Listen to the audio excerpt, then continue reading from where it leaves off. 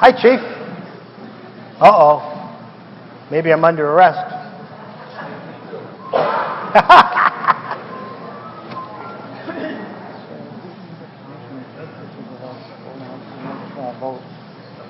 Huh? I have no idea if anybody's... Is there on camera to hear at the meeting? By law, you can give anybody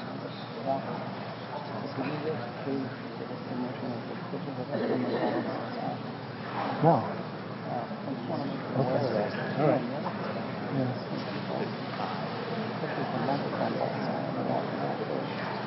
Okay. Okay. Yeah.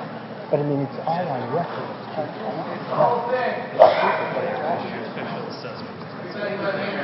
All right, we're getting there. We're getting there. Let's get it officially from Town Council. What specifically are we talking about? So, Mr. Moderator, I probably have the same map or plan in front of me that many of the voters have in front of them. And it appears that, number one, the assessor's records don't have an entry for 1033 Massachusetts Avenue. I suspect, and you may all know better than I do, I suspect that maybe the Brooks House has that address. The actual Brooks House itself has that street address or mailing address. But often with assessor's records or GIS systems, they don't process every address. They assign one address to the particular parcel. It appears, from what I'm able to see on GIS, that the Passios and other structures are located on a sizable parcel of property, 52 acres of property that includes the Brooks House. So certainly there's no issue with the warrant article providing proper notice to the public of what could be done. The issue is it overbroad? Is there a way to structure it if the intent is to only convey the Brooks House and the immediately adjacent property, or to give the selectmen that authority? There may, and I'm only suggesting this, there may be an effort to try and clarify that within the text of the motion. Right now the motion is broad enough that although it refers to the Brooks House and it appears that that's the intent, it references an assessor's map and parcel number that's 52 acres in size and a street address that doesn't coincide with it according to the town's records. Now you got your answer. Got it. Okay. Mr. Clark. I'm sorry, I didn't see it. Go ahead. Yes. Mike Clark, 275 Cross Road. Could you get a little closer to the mic? Thanks. Yes. You mentioned the town conveyed another property very similar to the Brooks House. Here we have $379,000 required to bring this up to whatever condition. The other property that's been brought up to condition, fully appliance, carpeted, deck, refurbished barn. Do you have any idea, in any casual conversation with these people, did they spend $379,000 to do that? You know the answer, Mr. McQuaid? You got your hand up. I don't know the exact figure that they spent on the home, but I do know that we put it out to RFP twice, once asking for a significant amount of money for the property and no one answered. The people who did get the home got it from the town for only $10,000. The benefit to the town was purely that a historic building was going to get fixed up. It wasn't a money-making venture whatsoever. It was to find somebody to take the building over and fix it up. So it's, again, we're not trying to make money on this. We're trying to save a historic building. Okay. I agree with you, but I'm severely debating a requirement to spend $379,000 unless it's a community house and we have a deck and a pool and all the amenities. I don't see bringing this up to be just condition. I think that price is severely inflated. And also the street there has water, sewer, gas, electric. There's no septic system or anything that has to be put in that's a significant cost. So I think this number's significantly overinflated, and that's just the point I wanted to bring up to keep this property at least as a structure, get it up to date and habitable for town use. Thank you. Ms. Adams. Okay, so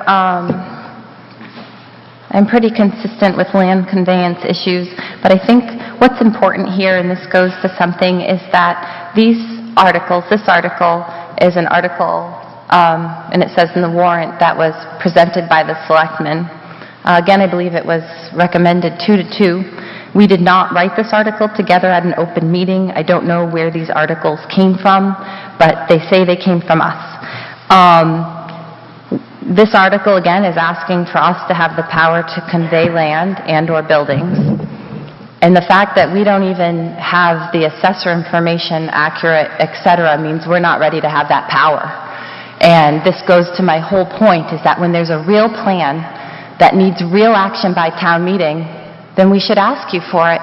Right now, as this is written, something we didn't even pick up on, all of us, is that it's to convey potential to convey a 52-acre parcel of land or subdivide it, so any piece of that 52 acres that includes Turkey Hill, this building, TC Passios, and Brooks House. And as we read it in its most simplistic form, it feels like we're trying to find a solution for one dilapidated farmhouse. The farmhouse that owned the 52 acres of land and maybe more. That was the original farmhouse that went with the school land. And that's why I like it. But all that aside, this appears like we're just looking to sell a little old building, and we attached it to, it's on a 52-acre town-owned parcel. We're not doing our homework. We're not presenting you with a good plan. We're presenting you with a grab for power. So I would just say no until we can come with something. I'll get sense. Sir. Yeah, so I'd just like to, Oh, tell us who you are for the... Nathan Lockwood, 91 Main Street.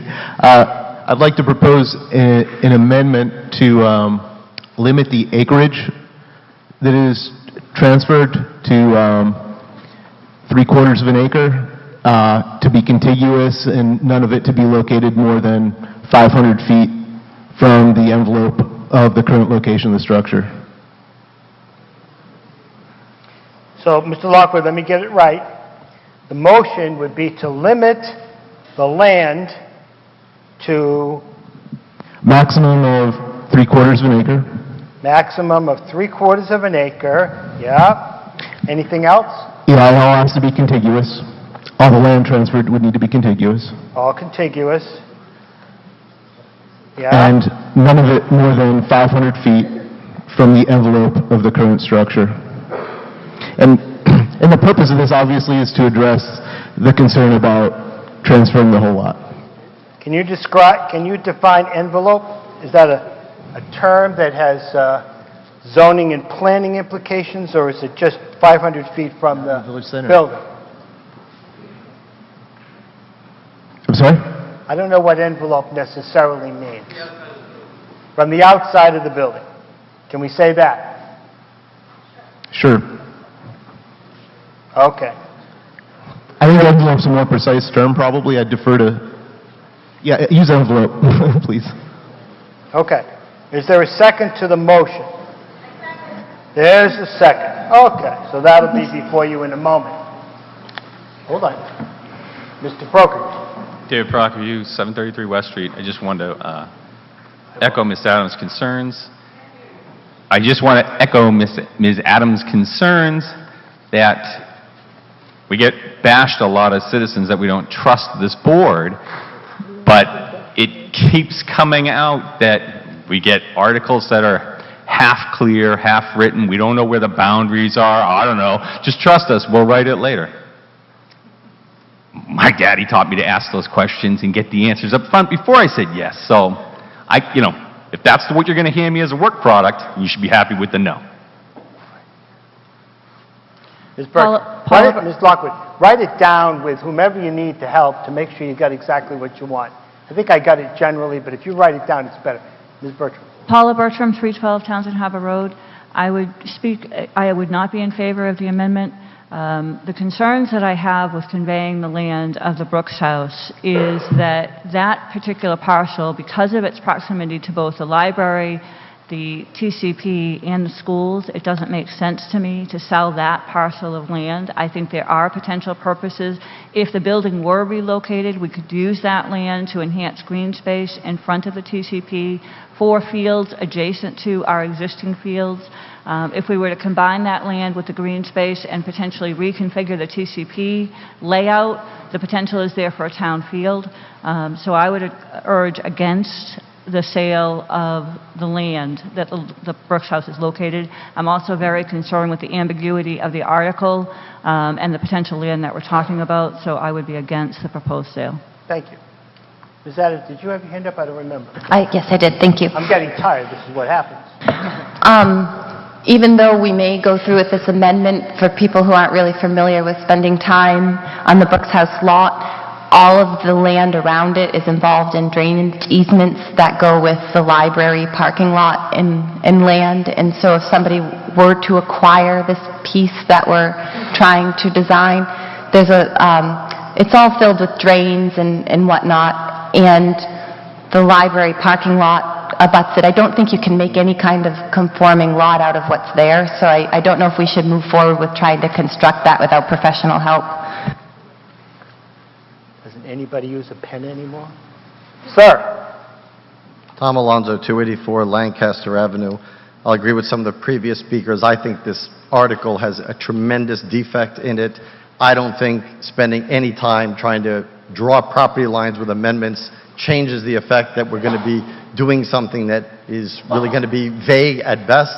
And I think we should just pass over, deny the amendment and deny this because of the complete lack of specificity, regardless of the intent. That's not what the article says. So I think all of it should be denied. Thank you. Sir, I'll get back.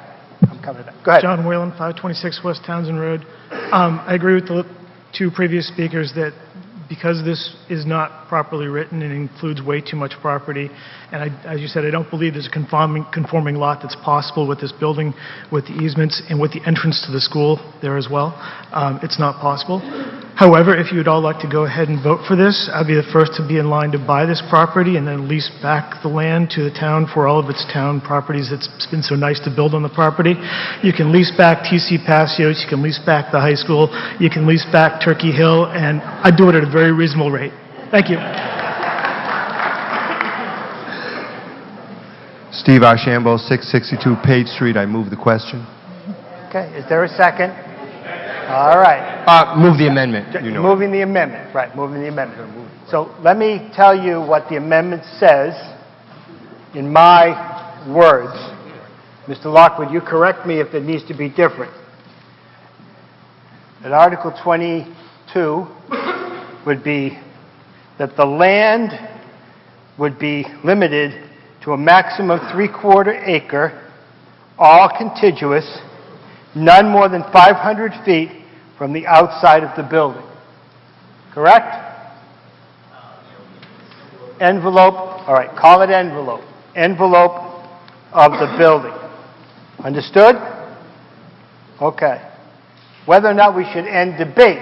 All those in favor of ending debate, signal by saying aye. Aye. Those opposed? Good. On the motion. Didn't go far, Mr. Archambault. Go ahead. Steve Archambault, 662 Page Street. I'd like to move the motion. Okay. Is there a second to moving? Second. Okay. Let's just vote on that, okay? We can vote on, we just voted on, did we not vote on the amendment? No. That's okay. Like I said, I get tired up here. Sorry, I'll wait. Okay. All right. So we voted to end debate. All right. Okay. Thank you. All those in favor of the motion as I read it? No, the amendment. The amendment, excuse me. The amendment, the motion to amend. As I read it, please signal by saying aye. Aye. Opposed? No. The amendment does not carry. Now, Mr. Archambault. Steve Archambault, 662 Page Street. I'd like to move the article. Designated mover. It's seconded. Okay. All right, now we're going to decide simply whether or not to end debate. All those in favor of ending debate, please signal by saying aye. Aye. Opposed? Debate is ended. Article 22, as is before you, no amendments. This again is a 2/3 because it's a change of purpose. All those in favor of Article 22, please signal by saying aye. Oh. All those opposed? No. I think that carried by 2/3. Let's go on to Article 23. Somebody move that for me.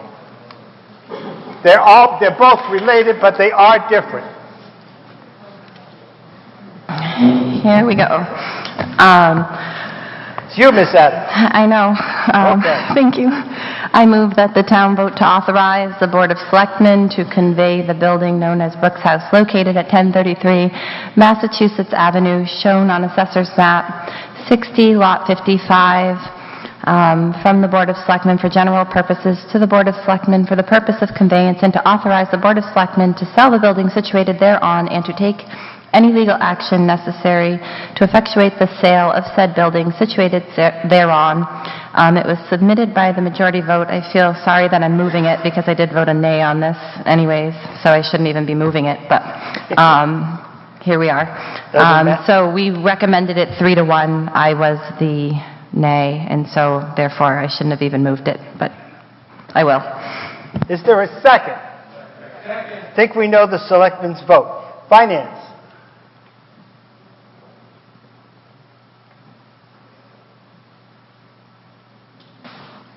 That's a no, 4-2.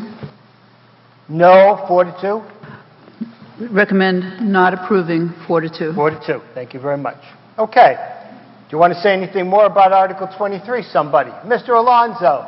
Tom Alonso, 284 Lancaster Avenue. I would rise in support of this motion. It gives the opportunity to save the building if anybody's interested, and yet not sell the land in front of a large school campus parcel. I think it's a good opportunity. I think we see what the interest is, and if anyone wants to do it, it's a way to tackle a few objectives that I've heard from the meeting today. Okay. Ethan Lockwood, 91 Main Street. So yeah, I think it's also possibly a good option. I would propose an amendment to modify it just to make sure that it's not a backdoor to demolition, because I think with the language here, it could be conveyed to someone to transport out of the Architectural Preservation District where it was then demolished. So I would propose that there be some language to require the conveyance include a contractual obligation to not demolish the conveyed structure.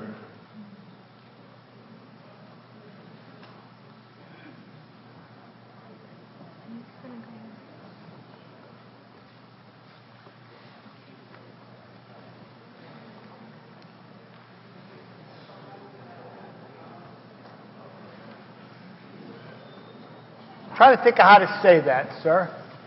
Town council, you might want to weigh in on this, but I think what you said is that you move that any conveyance would not include demolition. Any conveyance would include, as part of the contract through which it was conveyed, terms that would preclude demolition of the structure.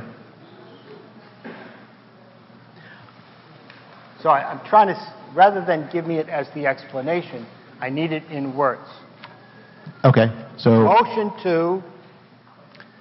to tack on to the end of it. So Mr. Moderator? new last sentence. Mr. Moderator? Mr. Moderator? I want to get his motion first. Okay. I want to get his motion first, and then Fine. I'll get to you, I promise. Adding on to the end. Mr. Lockwood? Yes, add on to the end a clause that says, the contract by which the structure is conveyed will include provisions to prevent subsequent demolition of the structure by, or demolition by neglect within 20 years. All right. At the end, the contract where the structure is conveyed, it would include a provision that would prevent demolition of the structure within 20 years. Well, who said that? You did. Oh, good. You're the man. All right. Was that seconded? Interesting. Now, Mr. Toll. Just from a logic point of view, Mr. Moderator, who's going to go to the expense of buying the building and moving it off that piece of property to demolish it? Then you would vote against it. Okay, what else? Anyone else on the motion to amend? Yeah, Go by ahead. the way, it does, by the way, it doesn't, in regards to that, it says conveyance. I'm assuming they could pay someone to take it, in which case someone would have some incentive. Whatever. Okay. We're done debating on the motion. Motion to amend first. That add to the end. Well, you have to read my writing later. Add to the end that the contract, that the structure is to be conveyed would include a provision to prevent demolition or demolition by neglect for 20 years. All those in favor?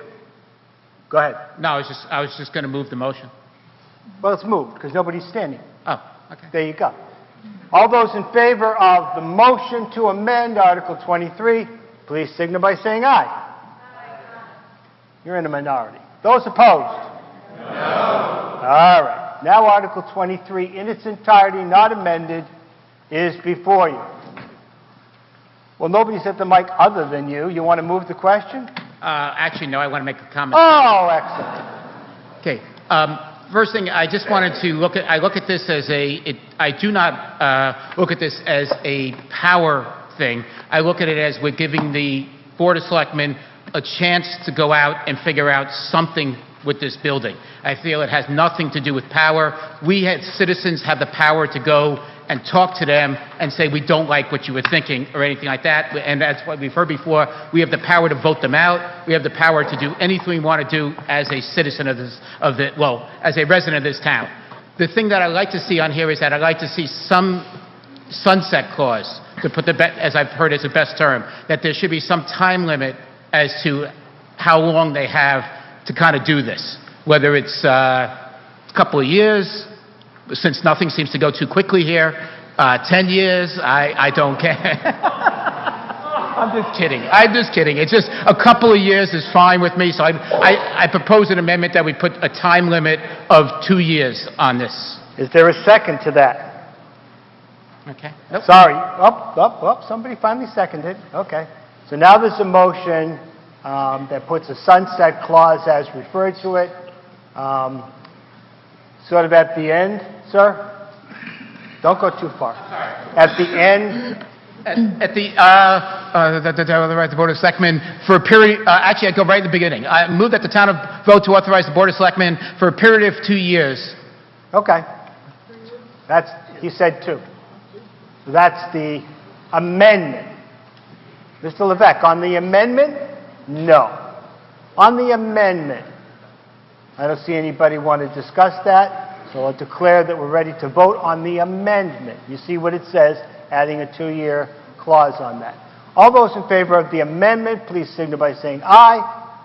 Aye. Okay. All those opposed? No. Amendment is defeated. Okay, Article 23, still before us. Mr. Levesque. Jim Levesque, 33 Lancaster Avenue. As part of the APDC, we did meet with the Board of Selectmen in a workshop earlier this year.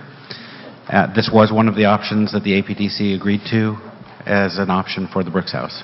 What does that stand for, AC? The Architectural Preservation District Commission. And there's a seat open, so fill out your talent bank form. Okay, we have openings on the Architectural Preservation Commission. Obviously, a lot of people care. Absolutely. Mr. Chapdelain's lived here all his life.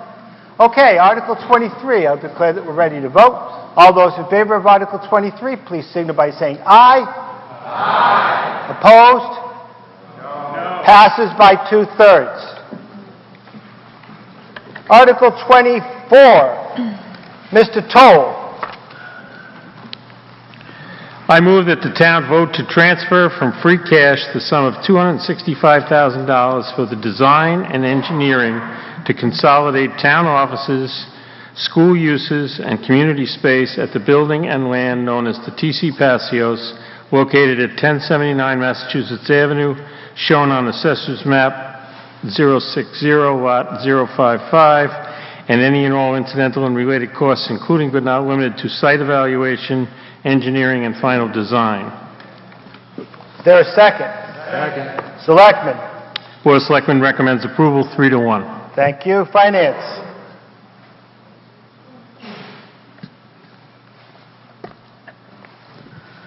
Finance recommends approval 4-2. Thank you. Tell us about this, Mr. Toll.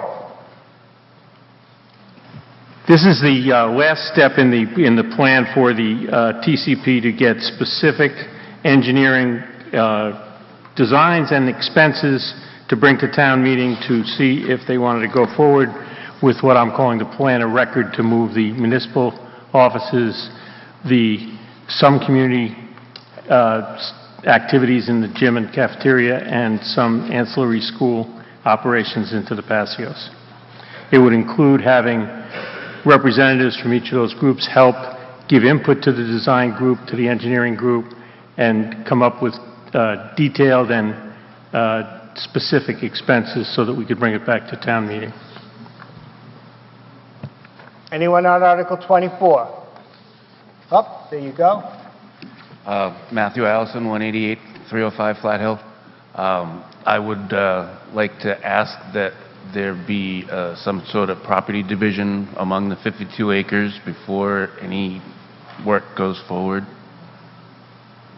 If it needs to be an amendment to this article or whatever, but as a member of the planning board, we've been asking for this since the school design came to us for our rubber stamp review.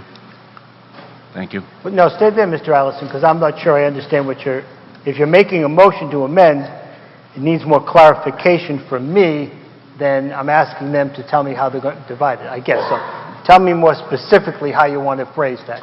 Well, I'm just suggesting that before we continue to spend more money, $265,000, we don't even know what we've got for land. The planning board has been presented with multiple locations and schematics and ideas for where the property line is actually going to be that divides this property from the schools. It's actually been transferred from the schools to the selectmen, and there's still no definitive property line. Okay, that's a comment. That's a comment. That's it. All right, okay. Thank you. Ms. Licio? Rhonda Licio, 181 Reservoir Road. I actually, in referencing what I heard a previous speaker say, I have gone to meetings, and at a recent selectman meeting, I public commented on this TCP option.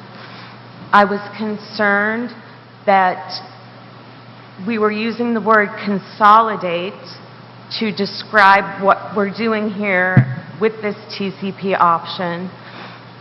Going from 12,500 square feet that we currently occupy in the Ritter in the town hall to a building which now with option 1 has been, the number given today was 49,850 square feet. And I wanted to point out that's, in my mind, that's not, while it is joining together and making whole, to consolidate actually means to solidify and compact. And I don't see how going from 12,500 square feet to a building with over 49,000 square feet can be called a consolidation. It is a massive expansion of government. And I don't know how all this space can be qualified as a need when we're talking about community space that I understand. I mean, I've never seen in a meeting anyone expressing an interest in occupying this space. As far as the PAC space, I'm not sure what the design we're seeking, how much space they're seeking at this point. When I left the committee, it was 2,500 square feet. And right now, they're in 925 square feet.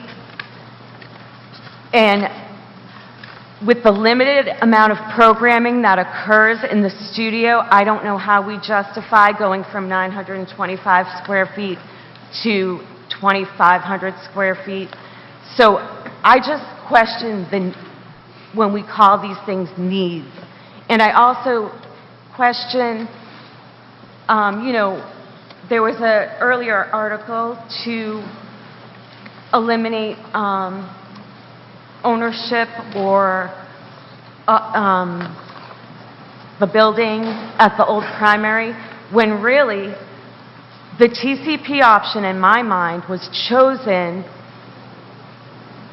because it had all this extra space, and I would prefer that we put money into the buildings in the center of town, following the Vertex study, which is an action plan for fixing the buildings we already have in order to keep the town, at a reasonable size. The national average for office space for municipal employees, when I researched the numbers, it was 50 to 100 square feet per employee. The numbers in the TAP-HAY study, I saw offices 175 square feet apiece. I just feel like we're expanding when we should be downsizing. Thank you. And that would be my argument. Thank you. Mr. Parkerview. David Prockerview, 733 West Street. What makes this the plan of record, and which one are we talking about? Are we talking about one of the three that we've already seen drawings for today? And if we've already seen drawings, why do we need more drawings?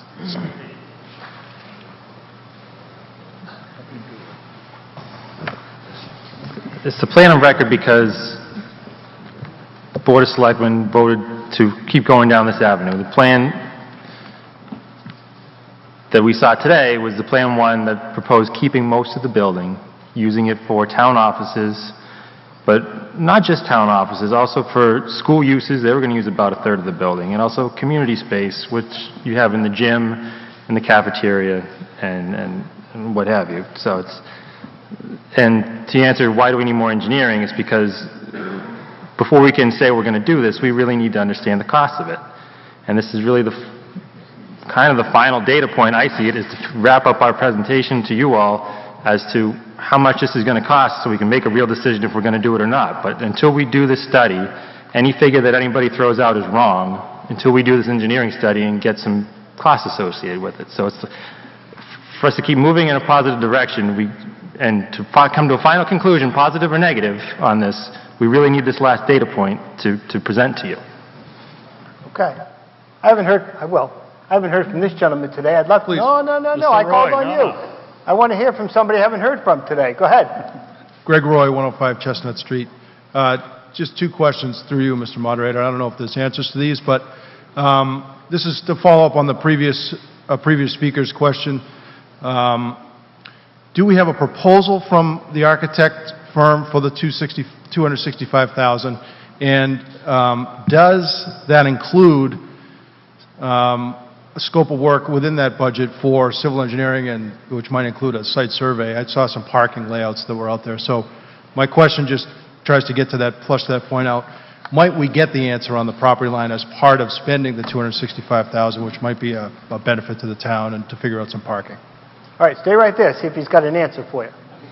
Town manager's got an answer. Yeah. Excellent.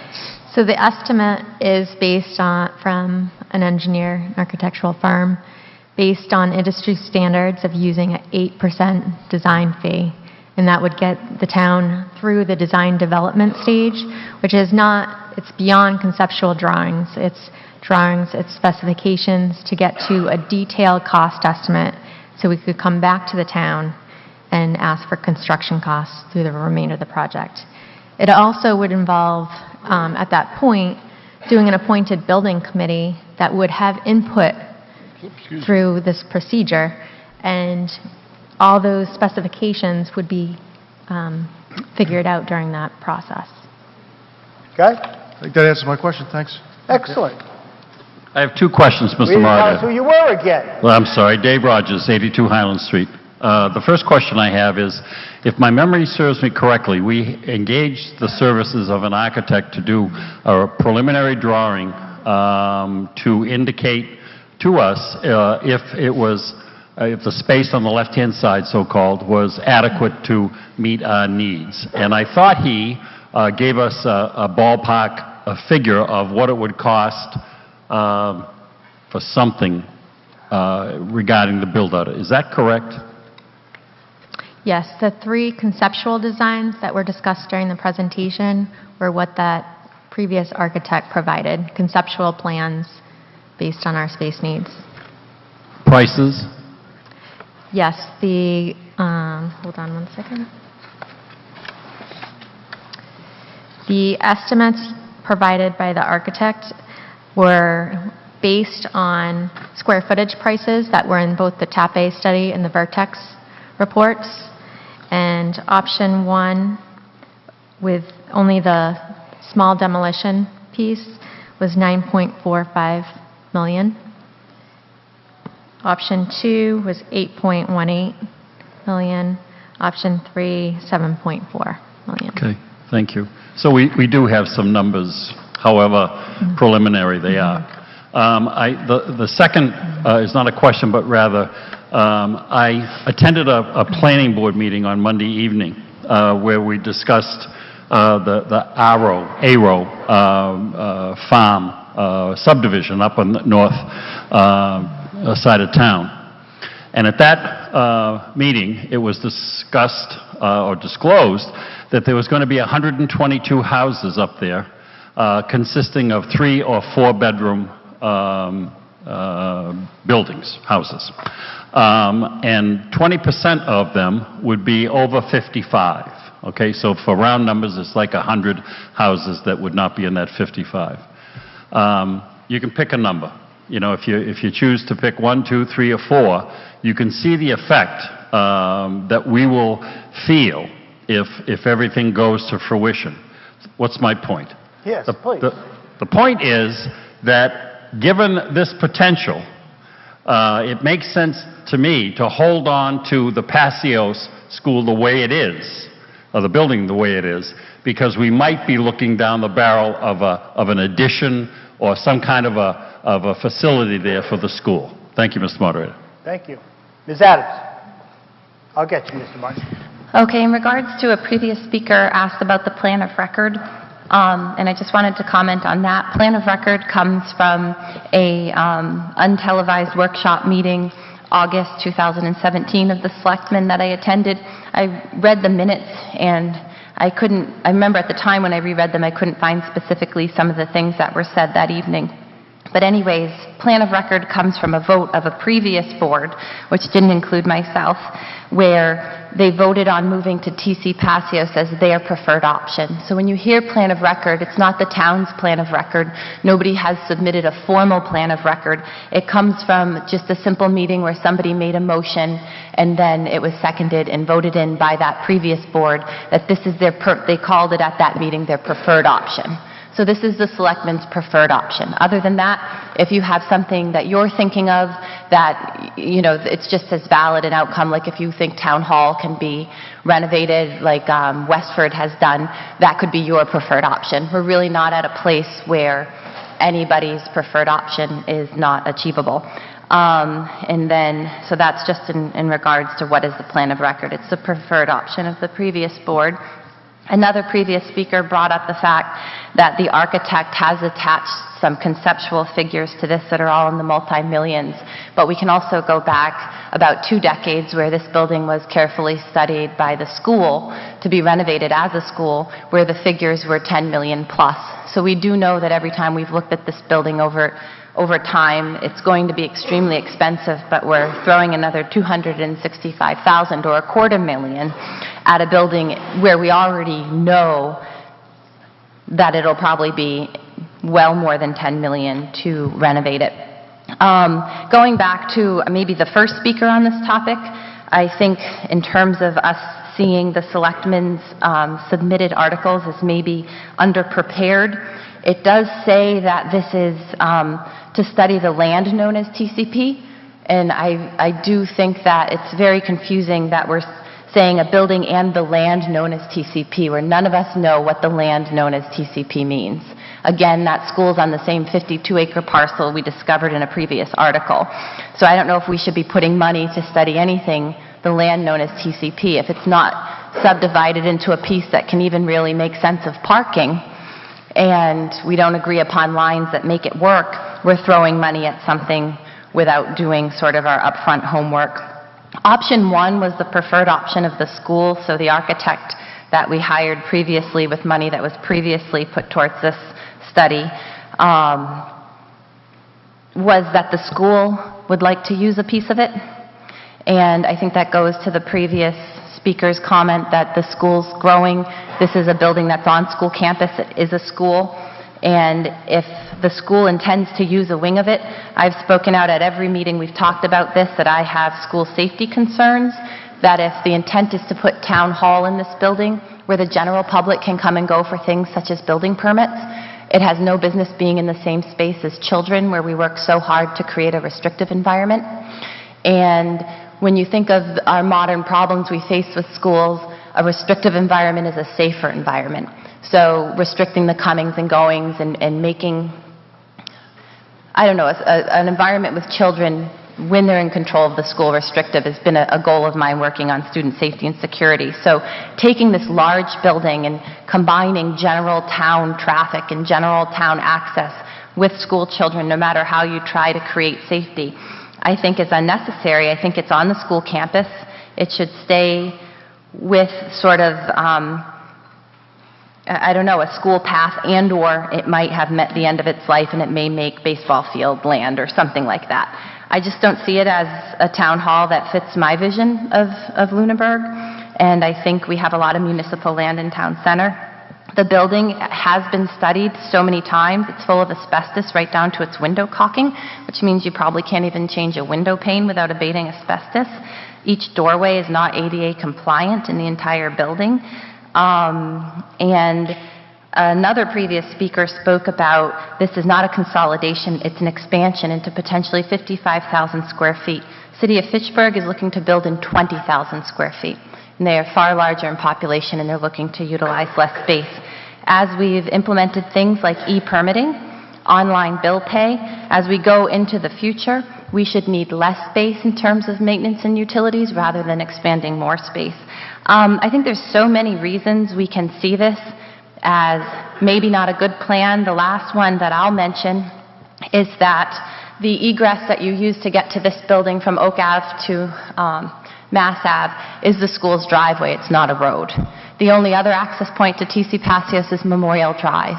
You drive by the Boys and Girls Club, you drive by the Senior Center, you drive by a playground. So you're asking the entire town to come use a town hall and to drive by all of these sort of recreational spaces. I think it's so short-sighted to put that density right in the middle of a school campus. I think we should save our 265. Thank you. Mr. Rabbit, there's somebody behind you that I haven't heard from today, so I'd like to hear from a new voter. Oh, please, I called on you. Thank you much. Thank you, sir. Tom Dillon, 527 Lancaster Ave. I'm a taxpayer, and I don't know how to vote on this. I'd like the town to explain to me which option is more likely to put upward pressure on property taxes and why. Who knows how this options would affect, you know? Okay. Finance committee can tell us that. Maybe the Finance Committee does know. I don't know. Maybe somebody must know. Finance committee should tell us that. Well, hold on a sec. I guess I'll ask. Finance, would you know how any of these options would affect his tax base? His taxes? What makes this difficult to answer is that going back to 2013 when the plan was initially developed, the whole notion of the conveyance of property was to support the cost of implementing a capital plan that included the transition of town offices into TC Passios. Since that plan is no longer the plan, or seems to, that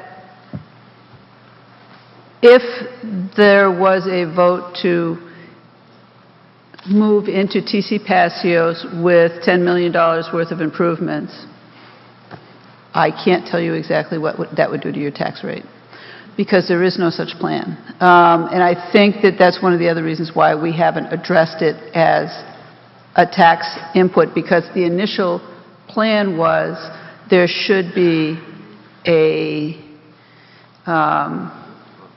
an offset in the sale of properties, and that's not now happening. So basically, at this time, your taxes would go up, because at this time, we wouldn't see any other way forward than to borrow. I will. At this point, you're not voting to go ahead with the $10 million renovation. At this point, you're voting to determine if it's a $10 million renovation, and it's going to address the concerns of the town. Okay, sir. That's why you should stay at the, no, that's okay.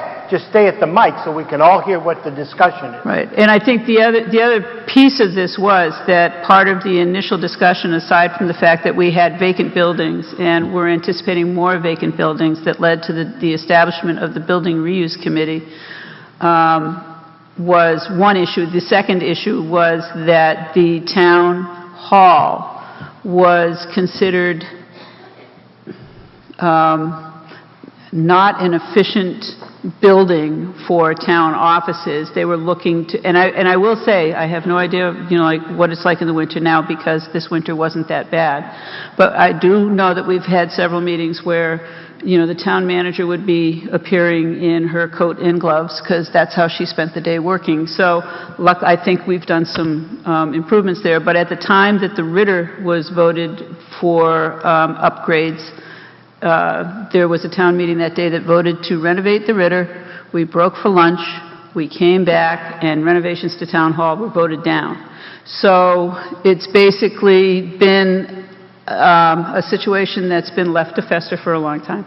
So the vote today is going to take money that was from free cash and spend it on doing the engineering report that will come back with a cost for moving forward. At that time, there would be an additional return to town meeting to take a vote on whether or not to proceed. At that time, we would be able to tell you what the effect on property taxes would be. All right, you still have the floor. Go ahead. Just to be sure I understand, then, this is a stepping stone to more spending. Is that correct? Thank you. Excellent. I haven't heard from Mr. Menard yet, so I did say I'll let you respond, but I haven't heard from Mr. Menard yet, so all day long I've been waiting. Go ahead. Thank you. Chris Menard, 672 Page Street. I just want to go back to the $265,000 and how it was arrived at, because I thought I heard you say it was 8 design and engineering costs were typically 8% of the budget? 8% of the construction costs. But then you mentioned a And then- $9 million number, which would be $720,000. Correct. That's for from project start to finish, so through construction. So this gets us through design development, which is essentially almost 30% of the design costs. So there's different stages in 8% is the design. entire design, Yes. construction documents, and construction administration. Design development is the first part of that. So it's a portion of 8%.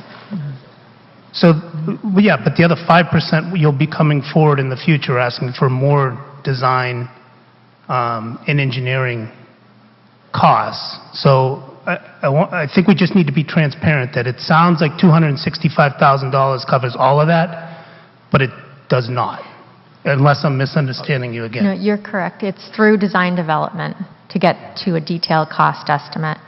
The rest of the design costs would be built into the construction of the project. Thank you. Thank you. Ms. Adams. Sure. I had a response to the previous speaker that I had wanted to give in regards to how does this plan impact taxes.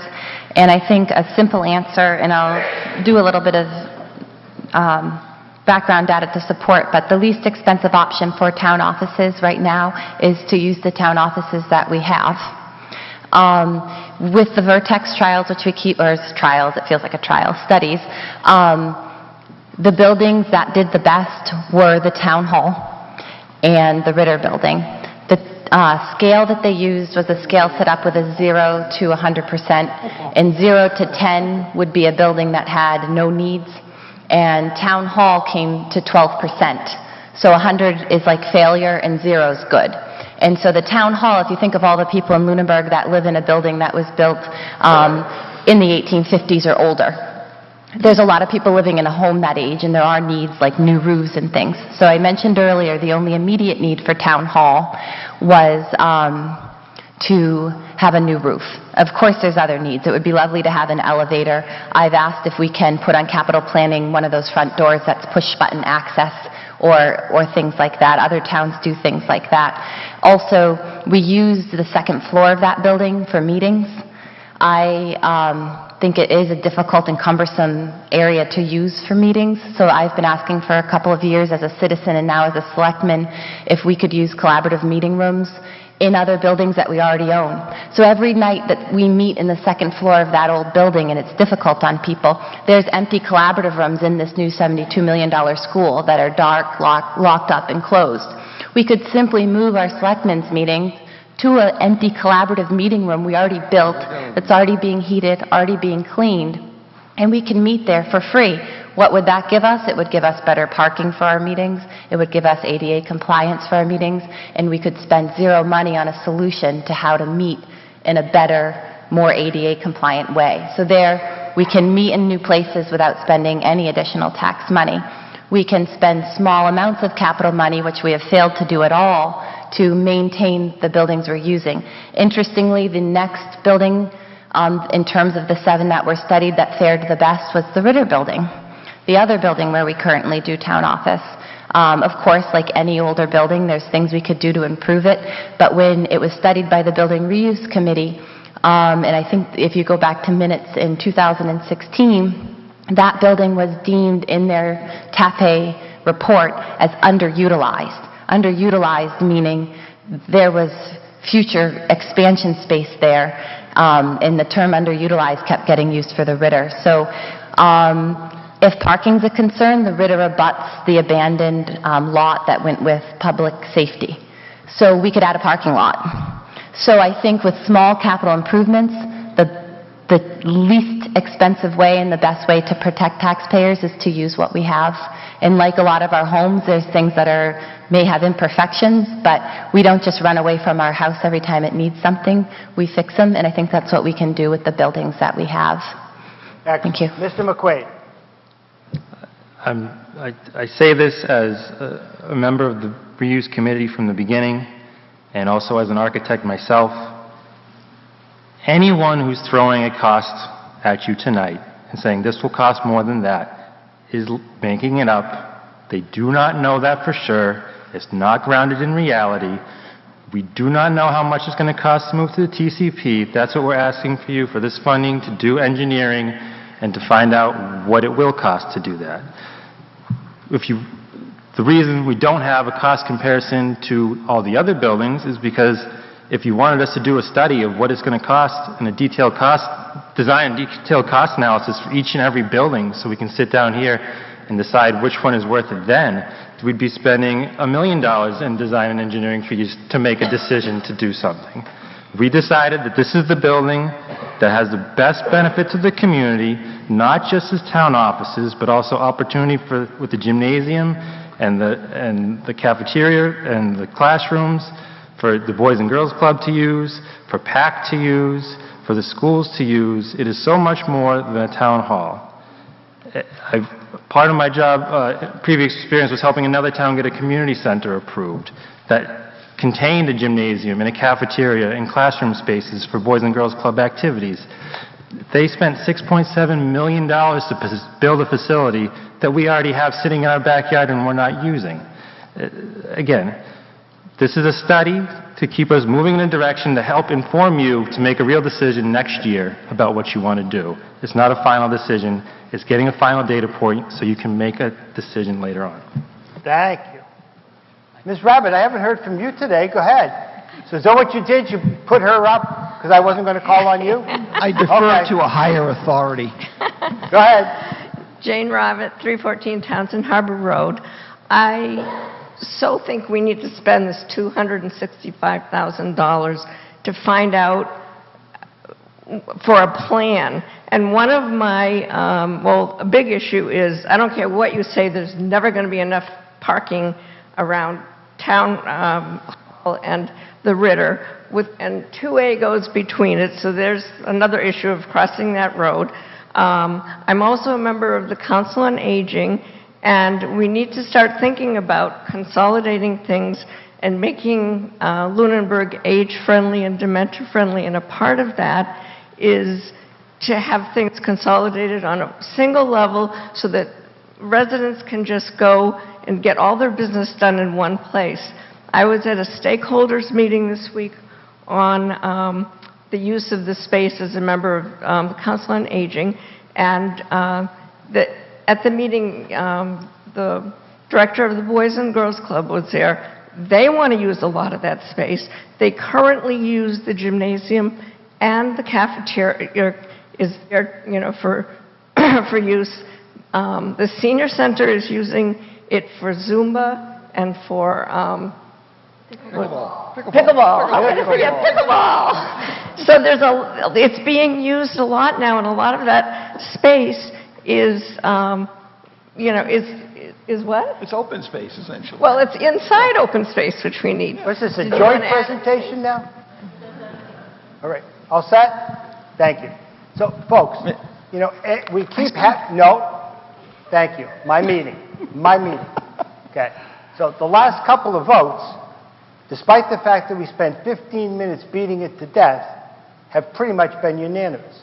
Let's call this to vote, okay? If you're going to speak, you've got 30 seconds. Thank you very much, Mr. Moderator. Two quick questions. First of all, is what we end up with reusable engineering, meaning that we can use that information to carry forward so we reduce future design costs? The second part of it is, will this information allow us to do cost reductions around if we decide to make if we decide to go to the patios, can we use this information to reduce the total cost of the operation? There might be some things that are going to pop up. We say, we don't really need that. We don't want to spend the money. And it might drive us down to a lower level or some sort of hybrid alternative. 30 seconds done. Oh, thank you, Mr. Chairman. Mr. Give me Moderator, an excuse me. answer. 10 seconds. The answer is yes, this will help us move forward. If the numbers that come out of this study get approved by town meeting next time around, yes, it will help us move forward in the engineering.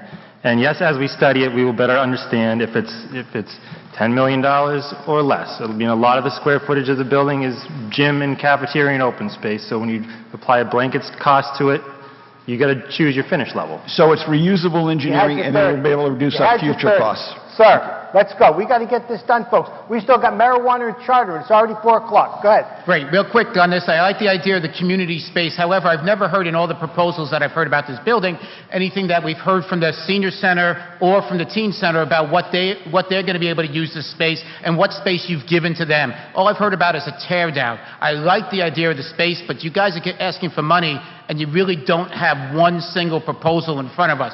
Give us a single proposal, tell us what you're doing, tell us what we're actually going to be voting on, and that's about it. This is just too vague, once again, in your opinion. Thank you. Mr. Cole, let's go. Very quickly, 30 seconds. Go. My biggest concern with spending this money is I feel like we're going to repeat the same process we went through with the primary school. We didn't have a plan for the buildings that we are vacating. We don't have a plan with this. We're going to spend $265,000 on engineering something that we may never occupy. And if we choose to occupy it, what happens to Town Hall and Ritter? Are we going to be looking at those 15 years from today in the same deplorable condition? Those properties have limitations. I find it difficult that somebody's going to buy those and redevelop them. Excellent. Thank you. I'm moving the question. We're ready to vote. All those in favor of Article 24, please signal by saying aye. Aye. Opposed? No. Interesting. Counters. I need 2 new counters in the middle. Sir, in the front, young man that's lived here all his life and went to the primary school. You're going to vote and count. And the gentleman back here with the red shirt and the very gray, white hair, you're going to vote. You're going to vote the middle, just the middle. All the way up, okay? All the way up, just the middle, okay? Okay. Article 24, if you're... I got 2 counters everywhere? Okay. Article 24, if you're in favor, hold up your card. I didn't even declare it because I couldn't decide. Katie. I had an objection to you photographing people, what they were voting. Okay? Thank you. I know we're televising it anyways, but I did have an objection. Yeah.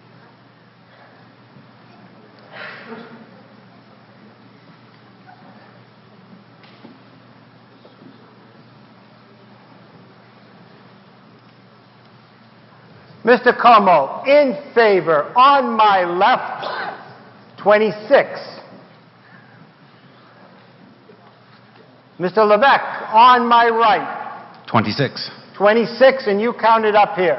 We did. Thank you. Middlers, you can walk around if you want, if it helps you. Mr. Como, what'd you say? He said 26.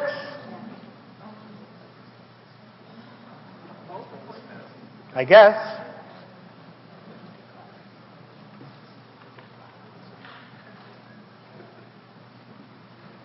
By the way, this is a majority vote.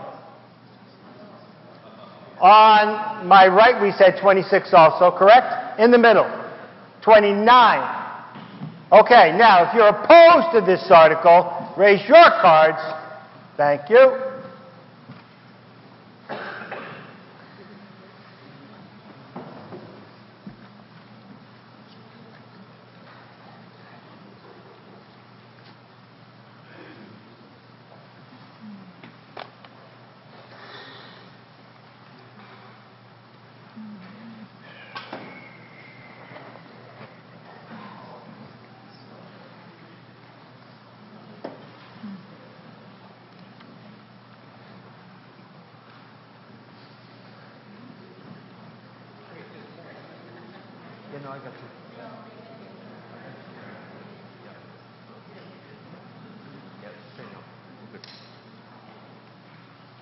Just make sure you agree, right? Both of you?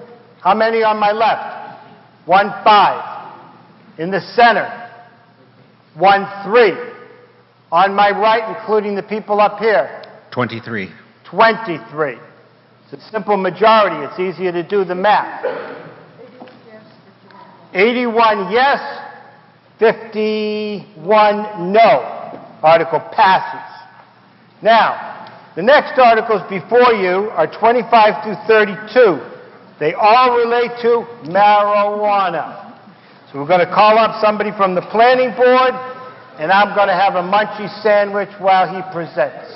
We will discuss them in their entirety, but obviously we'll vote on them separate because they are separate. Somebody's going to move it for me. Thank you. Mr. Allison, is that you? Yes, sir. Go ahead. Planning Board, Article 25. I move that the town vote to amend the Code of Lunenburg by deleting therefrom in its entirety Section 250-4.15, which is the section of the protective bylaw entitled Temporary Moratorium on Sale and Distribution of Recreational Marijuana, and by substituting therefore a new Section 250-4.15 entitled Non-Medical Marijuana Establishments, as shown on a document entitled Article 25, Section 4.15, Non-Medical Marijuana Establishments, dated April 2, 2019, which is on file at the office of the Town Clerk, Board of Selectmen, and Planning Board, submitted by the Planning Board. Okay, is there a second? Selectmen, your recommendation. This is on 25. Recommend approval. Finance. Finance recommends approval. Planning Board. Planning Board recommends... Approval? Yep, recommends approval. Was that unanimous? Yes, it was. Thank you. Now, folks, as I understand it, 26 through 32 will be on the ballot, okay? 25, I think Mr. Burney will explain to you, stands on its own, and it's important that we vote on 25. But 26 through 32 will, your vote and what happens on the ballot as well. Go ahead, Mr. Burney, you have the floor. Oh, you did a great job. Thank you. I'm done. I'm trying my best. No, so, to begin with, Article 25. Okay, I guess I do have to put it in my mouth. So, Article 25 is the creation of a regulatory bylaw for the purposes of non-medical marijuana. This bylaw, as proposed, doesn't take any rights away that are granted under MGL 94G. if you cultivate marijuana at home, if you use, possess, give away marijuana, that prohibition, or the passage of this bylaw, the denial of this bylaw, wouldn't affect any of those rights. It also does not affect medical marijuana patients, establishments, or otherwise. Those are governed under 254.14. So those are governed separately. It does regulate the time, place, and manner of the location of non-medical marijuana establishments. Outline specific documentation the planning board would look to require, including odor control plans, operational outlines, licensing from the Cannabis Control Commission, and such. The approval of marijuana establishments is governed, I skipped ahead of it, I apologize, is governed by the Cannabis Control Commission, which is a state entity. So those of you who are familiar with alcohol licensing will know that the Board of Selectmen is the licensing authority, and they have ultimate control, and after that it's given to the state and they make approval. Marijuana establishment licensing is inverted. You have to get approval from the state in order to get an establishment license for any of the establishments out there. Municipalities are charged again with where, when, and how these establishments can be located locally. The important thing to take into consideration as we move forward with Articles 25 through 31 is that if Article 25 were to fail, even if Articles 26 through 31 all passed, they require a ballot passage as well in order for the prohibition to take effect. If Article 25 fails, everything passes 26 through 31, and they don't pass at the ballot, the town of Lunenburg would be unregulated for the market for marijuana establishments. Marijuana establishments cannot be prohibited by exclusion through a zoning bylaw. We have a clause in our zoning bylaw that says if a use is not listed, it is prohibited. The state law, 94G, specifically prevents you from doing that with marijuana establishments. So, I've talked about the ballot measure. Because the town of Lunenburg in 2016 voted 53 for to 47% against, in favor of legalizing marijuana and the marijuana industry in the state of Massachusetts, we're required to pass bylaws at both town meeting and local ballot in order to prohibit any or all marijuana establishments. Again, any prohibition does not take away individual rights that people retain for the purchase, the cultivation, the use of marijuana in their own home or other places where it would be allowed. Again, the regulation of the marijuana establishment only requires passage at town meeting. Article 25. So we have a moratorium that we put in place to prevent the location of marijuana establishments until such time as we've conducted a planning process. I apologize. I usually talk really loud, and the mics usually do what Mr. Lockwood was doing, so I try to avoid that. This would delete that moratorium and would put in place the bylaw that was out on the table, was available at the planning board office and at the town clerk and the town manager's office. Again, it requires specific documentation. It creates setbacks for the location of marijuana establishments, and it denotes specific zones where specific establishments are allowed. We'll get to that as we move forward a little bit. So, retail would be allowed in the commercial, office park industrial, and Summer Street revitalization overlay districts. The Summer Street district, if you're not aware of it, essentially composes commercial and industrial land, so it just makes sense in the opinion of the planning board. Cultivation would be allowed in the Residence A, Residence B outlying, and the office park industrial districts. And testing laboratories, research facilities, product manufacturers, and transporters would be in the office park industrial district.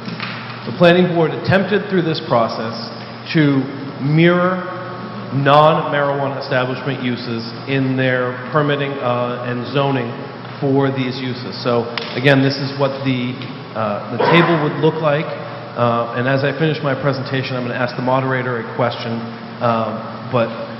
So as you'll see, you'll notice the zoning districts across the top, the uses down the left, and then the dashes indicate prohibition in those districts, and the special permit planning board would allow the planning board to issue special permits for those uses if this were adopted in those specific districts. No district or establishment would be permitted by anything other than a special permit.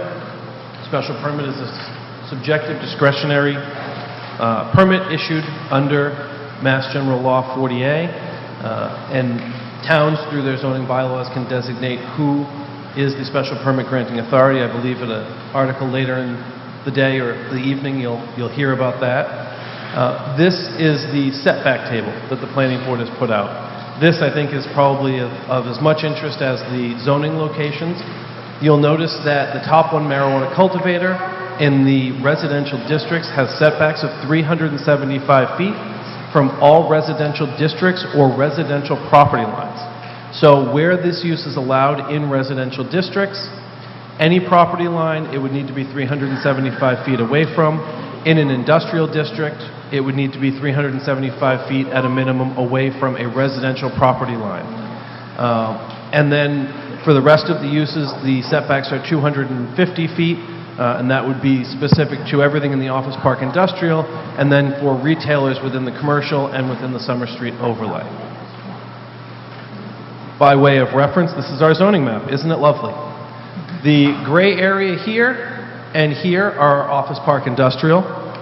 The red areas, the very light red, are the commercial districts. This red here in the middle is the village zoning district. We're sitting in it currently.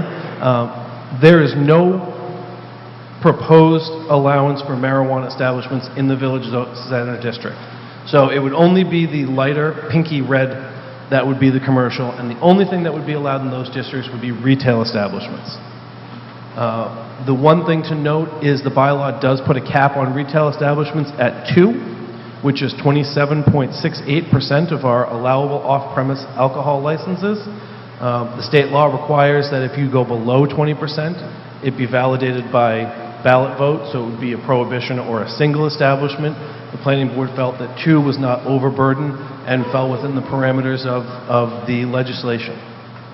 Before you go to your next slide, I think they want to give you a new mic. They want you to be louder. Maybe it won't make any more sense, but it'll be louder. I never make any sense whether I have a microphone or not. So here's a quick run-through of, under Article 25, what a marijuana establishment permitting might look like for a non-medical use. You probably saw a giant handout. Whoops. Wow, these are sensitive. A giant handout that goes into much more detail than this. Unfortunately, the colors are a little off. I tried to match them up, but... So, in order to permit a marijuana establishment, first the establishment needs to hold a community meeting. This is their item to do. So, you'll notice there's 2 gray items. Those are wholly within the purview of the applicant for a marijuana establishment. The community meeting is intended for the establishment to introduce itself to the municipality and its residents, to outline which license or licenses it is applying for, the location of its proposed establishment, and its plans to mitigate the location of the establishment and mitigate community impact. And that mitigation of community impact can mean from marijuana, from the location of the establishment, from any potential adverse effects of the establishment. Next, prior to submitting to the Cannabis Control Commission, they would need to negotiate a host community agreement with the Board of Selectmen. This would be, I guess, analogous to some of the pilots that we've seen negotiated for solar companies. The pilot or host community agreements are in lieu of taxes. This is a mitigation agreement to outline what the agreement and potential impact payments from the marijuana establishment to the town would be. These payments cannot exceed 3% of gross sales for the marijuana establishment for an annual basis. They have a life of 5 years, and they need to be tied to the potential impacts of that marijuana establishment, and the town may be required to produce some accounting or proof that these impacts were had or may be had. Next, the applicant would submit to the Cannabis Control Commission. That would be them putting together all of their licensing information. It's a three-packet application.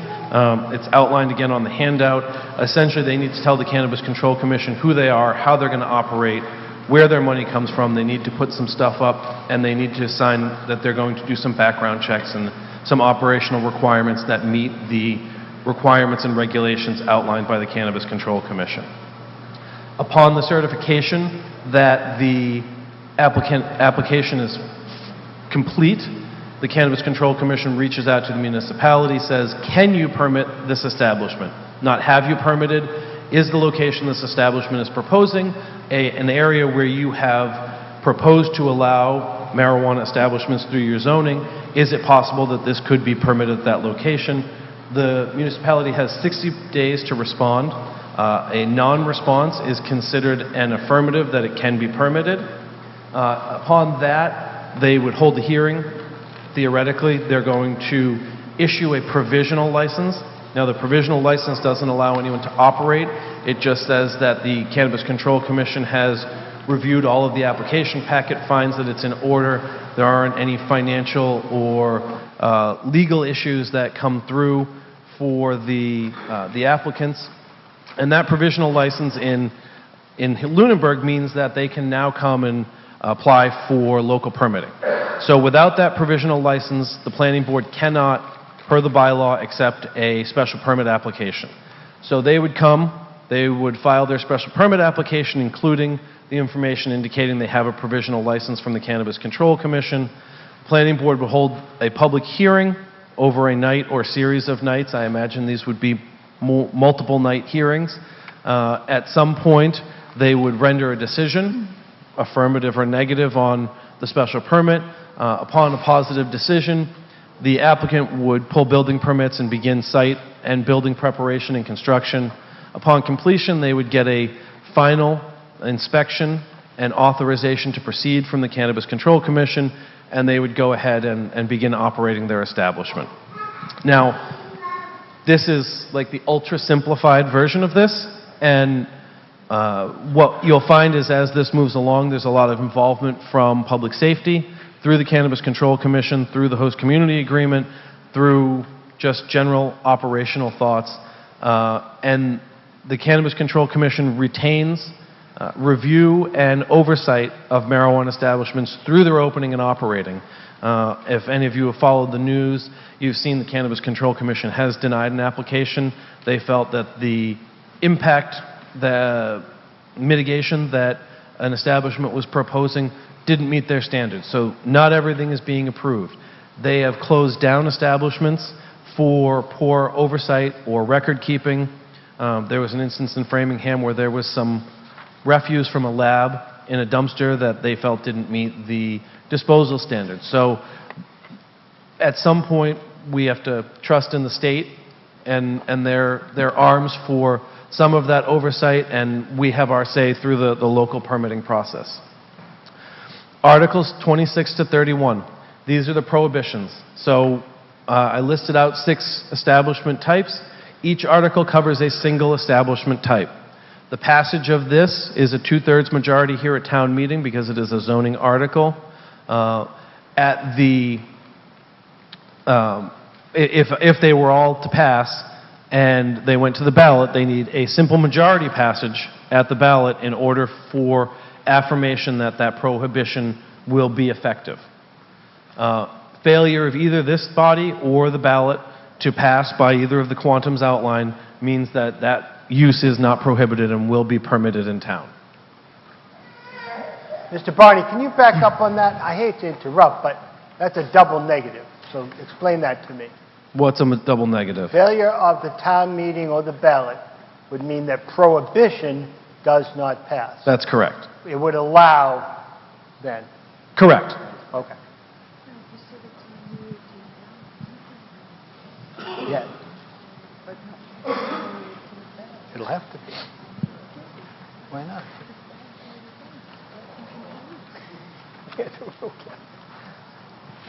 Mr. Moderator, I just want to clarify for the point of making our recommendation with Adam, that if we recommend approval of any Articles 26 to 31, then that will allow for prohibition, but if we don't recommend approval, that won't allow for prohibition. That's correct. So not recommending approval means that you're asking the body to deny the article, which would mean prohibition fails. Now, Mr. Bernie, okay, so here I am interrupting your meeting again, but the town clerk tells me that there's nothing on the May 18th ballot, and the ballots have been printed. So do we have a problem? Kidding? Huh? It sounds like we may. Okay, well, that could shorten this meeting. Well, let me talk to town council and ask them what that means.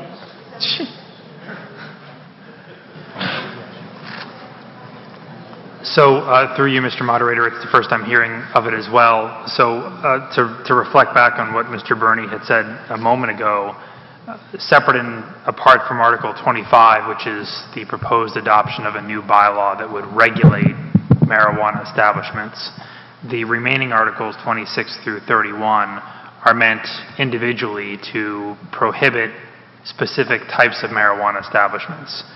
Again, as Mr. Burney said, it's a two-part process because Lunenburg was a yes town with respect to legalization of adult-use marijuana. That two-step process requires, in any order, that there be a simple majority vote at the ballot box to reject, to ban any single type of marijuana establishment or all types of marijuana establishments.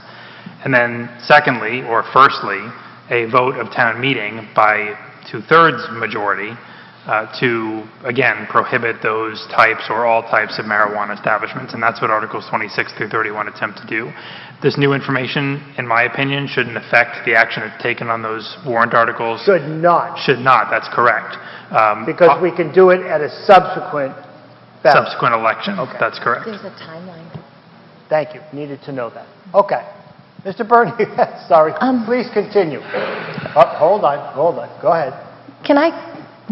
Well, you can. I'm calling on you. Right, but always in some sort of negative way. I want to know, because the town clerk did not have this information, and we voted to have these B questions on our ballot quite a while ago. Who is responsible to submitting that information to the town clerk, and why did it not happen? Okay. Because there's a cost to an additional election, which is why it was being done in this format. Okay, but that's out of order for what we're doing. Why what happened, I don't know. And that's something that'll have to be handled internally, okay? But we're told by town council that we can still go forward on all these articles because we can have a subsequent vote at the ballot box. So, Mr. Bernie, keep going. That was the end of my presentation. Oh, I don't know. Okay. So, what's before you is Article 25, and then we'll talk about each article and what it allows and prohibits as we go through each one, okay? But Article 25, as I understand it from Mr. Bernie in the meeting we'd had earlier, and it does require two-thirds, and that this gives us the underlying bylaw, the underlying code, right, in order to be able to regulate. Is that correct? Ms. Luck, go ahead. Fix me up. You're not on the mic.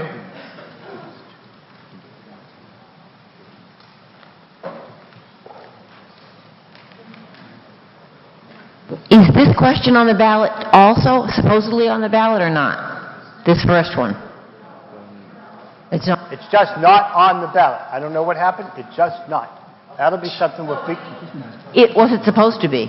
25. Oh, 25. 25 is not supposed to be. 25 is not a ballot question. It's 26 through 31 and 32 that have to be on the ballot. Action has to be taken by the town meeting, and action has to be taken at the ballot in order for anything to go forward. So, if on 26 to 31, if we do not vote to prohibit, then problem solved, right? Because you don't need... Well, you can argue that when we get to 26. But yeah, okay. Okay, let's stay with 25. Sir? Can't hear you. Michael Ray Jeffries, 1170 Massachusetts Avenue. So I first want to thank the planning board and the members of the town, Adam Bernie, for a responsible piece of legislation. If this is approved, I do believe that this is the most responsible way to go about it. However, last year at this time, we discussed the medical marijuana setbacks, and at town meeting last year, we created a 500-foot setback in residential zones for cultivation. So These meetings last so long, we run out of battery. So last year, we passed a 500-foot setback in residential zones for cultivation. So I would then move to change the setback in this proposal to 500 feet in residential zones for cultivation as well, to mirror what we have for medical marijuana. Second. Okay. Mr. Bernie, did you hear that? I did. That would be changing the 375 to 500. Okay, so can you put that back up so I can see it? They can see it?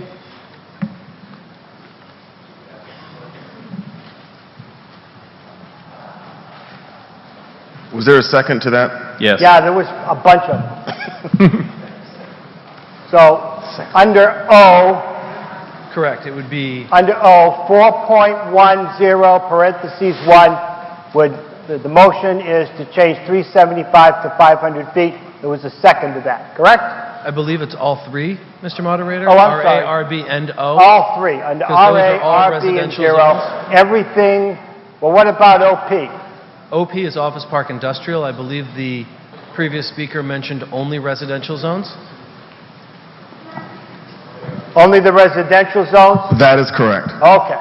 So the first three, say 375, would be, and the motion is to make it 500 feet to mirror what we did a year ago when we had medical marijuana. Okay? That was seconded. Do you want to debate that and discuss that? You do. Naturally. Go ahead, Mr. Dave Clark. Prock of U 733 West Street. I was going to propose another amendment, striking it completely from residential zones, but 500 feet seems fair to me. I have a daughter who's allergic to everything, and the marijuana facilities create a lot of stench from the greenery, and one of the things they do to deal with that is they pump a lot of perfumes into the air, and she is allergic to most of that stuff. So it would make my neighborhood unlivable. So I would prefer to get it out of there completely, RA, RB, and O, but 500 feet's You'll fine. take the 5. Excellent. Mr. We're moving Moderator. along. Mr. I'm getting there, Mr. Bernie, I promise. Mr. Clark. Mike Clark, 275 Cross Road. 500 feet setback from, and what is a grow facility? Is it a field or a building or? The bylaw does require all cultivation to be done indoors, so it would be within a building. And to sort of build off of that and answer the previous speaker's concerns, the planning board did include a prohibition on the use of, to answer the previous speaker's question, the planning board did include a prohibition on the use of chemical masking agents for any odors that come from the cultivation facilities. Okay. Okay. So 375 or 500 feet setback from the building on both sides. So that's 1,000 feet. So 1,000 times 1,000 is what? A million. Divided by what? 40,000 feet per acre? So that's 25 acres that you need as a minimum just to, grow it in a pot while you're standing there in the direct center. So now you add 200 feet of an indoor grow facility, and now what do you need, 50 acres to cultivate marijuana in Lunenburg? May I clarify an answer to Mr. Clark, Mr. Moderator? Yes. He asked a question of Mr. Bernie, and then I'll let you do that, okay? So That math sounds about correct, and that was an intentional and thoughtful decision by the planning board as a way to limit the impact of cultivation within the residential districts. So Okay. this setback only applies within residential districts, and much of the discussion during the introduction of cultivation into residential districts centered around offering those with large parcels or farmers opportunities to potentially shift their focus or supplement their cultivation of other items with cultivation or leases to those who cultivate marijuana. It wasn't intended as a, let's open up all the residential districts to whoever wants to cultivate marijuana. If you are cultivating for personal use under the laws, which allows adults to cultivate 6 plants, up to 12 for 2 or more adults, that's not covered under this bylaw. This is commercial cultivation. That's covered under the statute that requires that you have it in certain areas that are not visible from the street and certain other things. So this would be for large commercial cultivation facilities. And where would those be allowed? Currently, with 500-foot setbacks per the proposed amendment, it would be the RA, RB, outlying, and the office park industrial. Okay, so office park industrial, you'd need a 50-acre site. You'd need about half that, or quarter that, because it's a 250-foot setback. 250 foot, okay. Okay.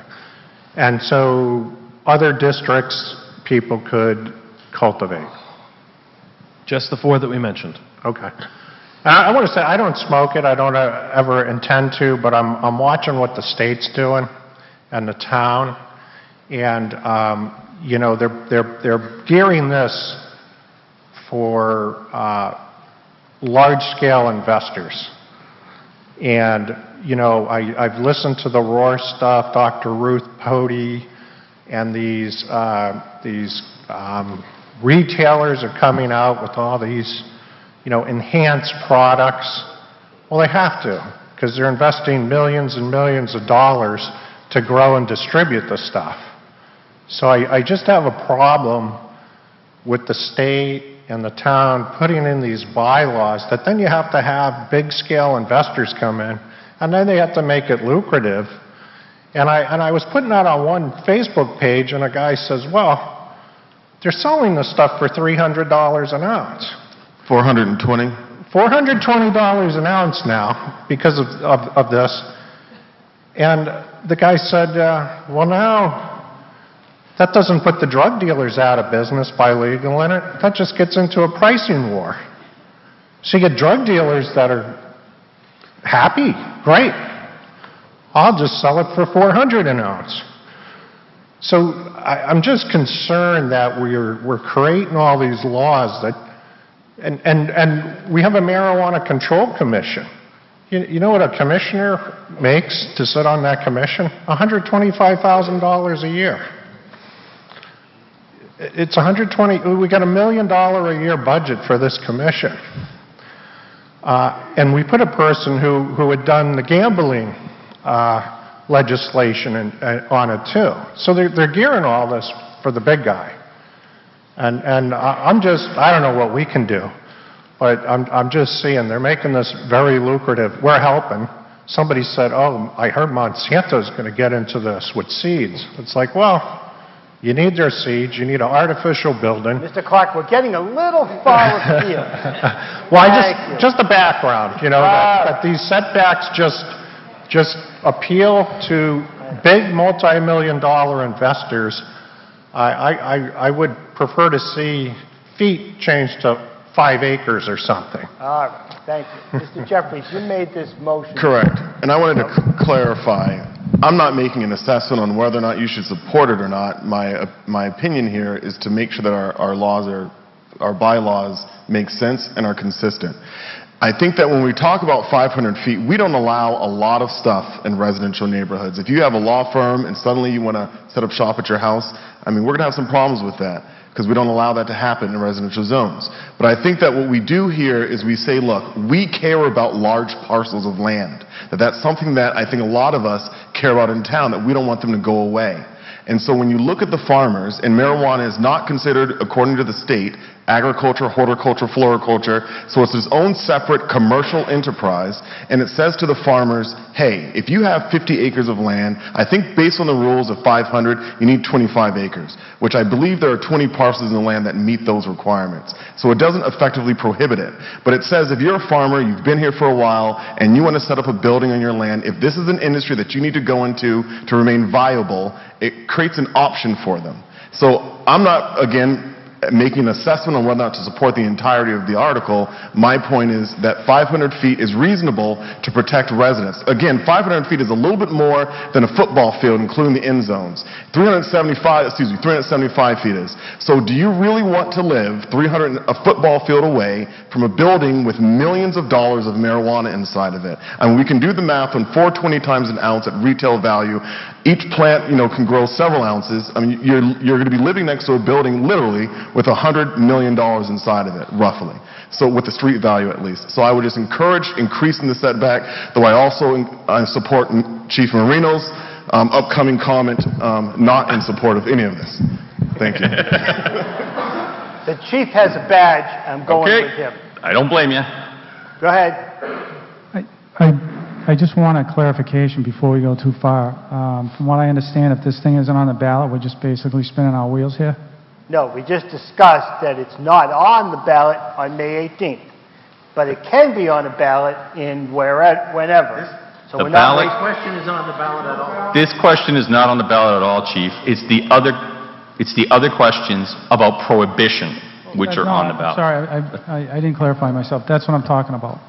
All the other questions, Yeah, but they're not on the 26 through ballot, 32, exactly. could have been, but are not on the ballot. They can be on the ballot on a future date. So we can take action today, and we'll be bound by whatever happens at the ballot as well. Is there any time limit for the for this to go on the Whenever the ballot? selectmen put it on the ballot. Okay? Town council could answer that. No, there's no time limit. Whenever the town selectmen call a ballot. Go ahead. I'm calling on you. Yes, so I'm asking, is there a time limit? Can the town council respond to that? Because there may very well be a time limit between if those articles are approved here and it goes to in this case, a special town ballot. Go ahead. Hold on. Through you, Mr. Moderator. So I think the question is there a time limit between the date of today's potential vote and a future special election? None that I'm aware of. Okay, thank you. See, I was right. Okay, and through the moderator It happens. to the guy who missed another timeline, zing. Go. I would like to see if he could point out where exactly this restriction is on odors, because I see an odor control plan detailing the establishment's proposal must be outlined and delivered, but I don't see any restriction on odor control. Page 3, number 2, under 25415F. Thank All you. marijuana establishments shall be within fully enclosed structures, and no marijuana odor shall be detectable at the marijuana establishment's property line. The use of chemical masking agents shall not be permitted. Thank you. Sir, I haven't heard from you today. Welcome. Thank you. My name's Ted Turner, 322 Northfield.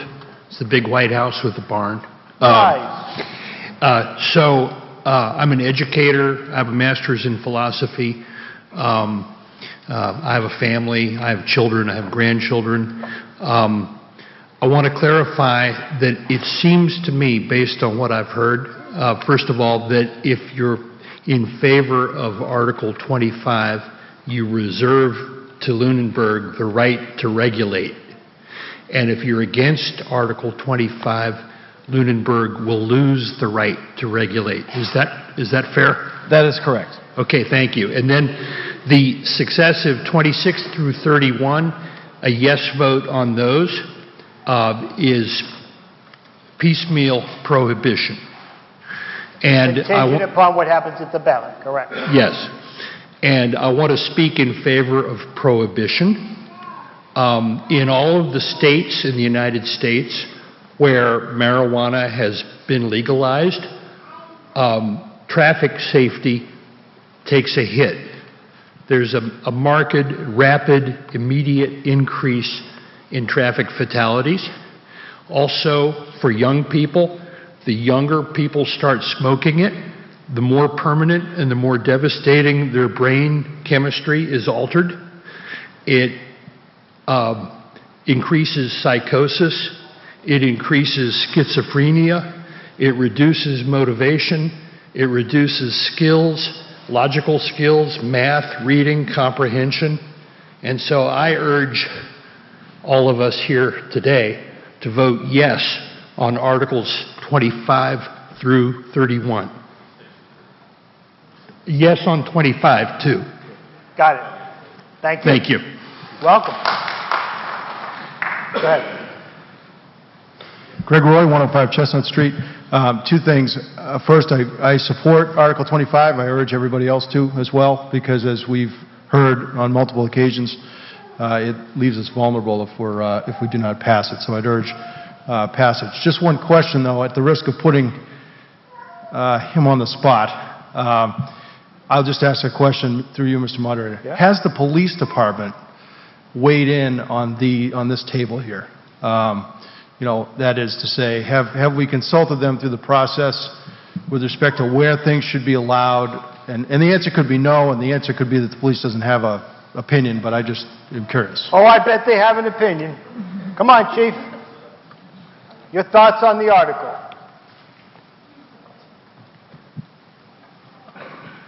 Let me ask the planning director, do I have an opinion?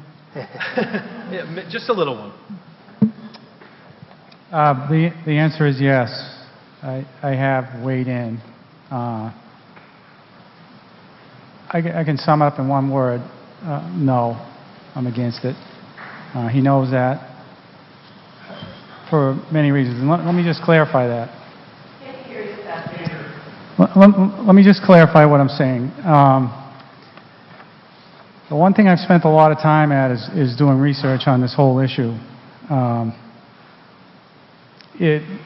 All this research made it very apparent that there's never a clear picture of a flying saucer or the Loch Ness Monster, as you probably all know if you've done any research on marijuana. All of the truer facts seem to show up in tortured analysis of statistic. That's what I found. What I did find is that there's no doubt that CBD, cannabidiol, one of the more than 100 compounds found in the marijuana plant, does have medicinal value. Nobody can argue with that at this point. That's one of 100 compounds. This is approved by the Food and Drug Administration. CBD is known to treat seizures associated with two rare forms of epilepsy. Very successfully, I understand. However, the reason that marijuana legalization is rare is because countries are bound and have been for decades by two international treaties that establish prohibition across the world. I think the fact that any state in this country that is legalized marijuana, I think that whole concept flies in the face of federal law. We're just turning our back on federal law, and a lot of it may have to do with our dislike for whoever the present administration is. I don't know. I don't know that that's true. Sometimes I fear that that's true.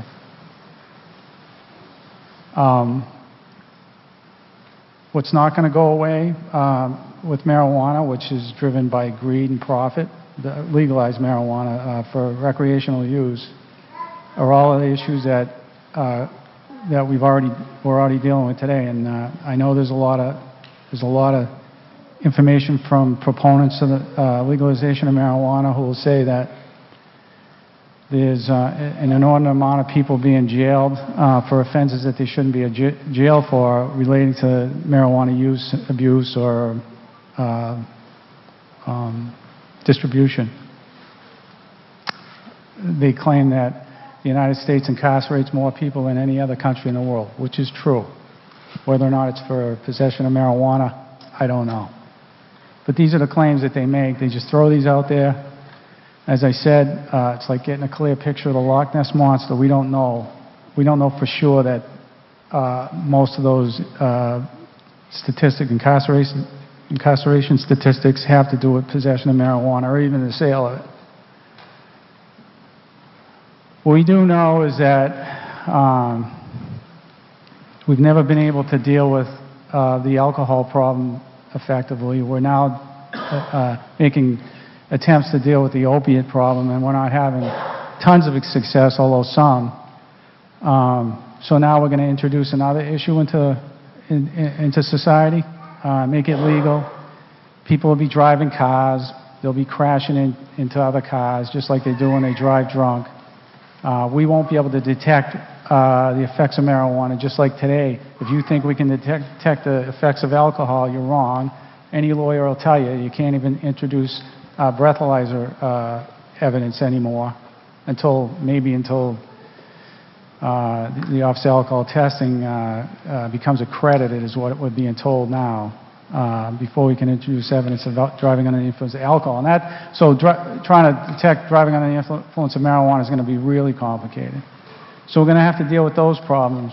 We're going to have to deal with the problems of companies misbranding drugs, even drugs that work, like the one I alluded to, CBD. The FDA has already issued warnings to a couple of companies. I have one here. It says your products, Liquid Gold Gummies Sweet Mix and Liquid Gold Gummies Sour Mix and Blue CBD Crystals Isolates are not generally recognized as safe and effective for the above referenced use, and that's because they're marketing these things without regulation. And these are things that are getting in the hands of our kids. So I'm opposed to the whole thing globally, except for the use of some of the medicinal compounds that they've already discovered in the marijuana plant. Thank you.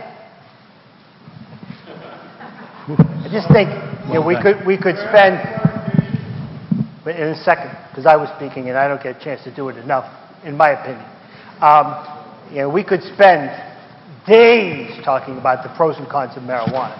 So let's try to stay focused on regulation that's before you, okay? So you're not at the microphone, but you could get to the microphone. There you go. Mr. Luck, you've been there a while. Go ahead. Yeah, although I have a lot of comments on the article in general and prohibition, I'm going to try to stick to the amendment that I think we're talking about. We are. Okay.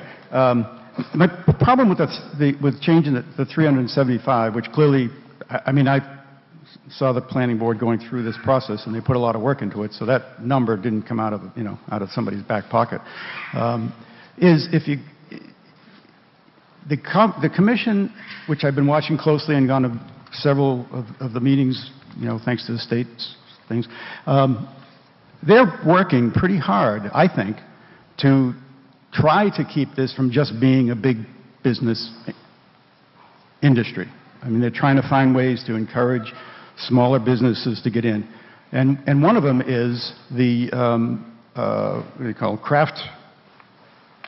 craft cultivation and micro business, is where they see people can create small business opportunities within communities and benefit from this industry and contribute to it.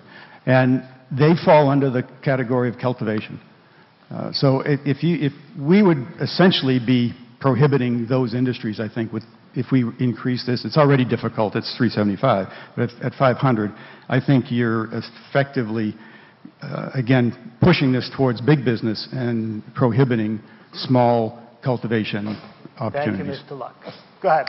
Mr. Moderator, I'd like to call the question, please. It's called move the question, but I heard you. Move the question, please.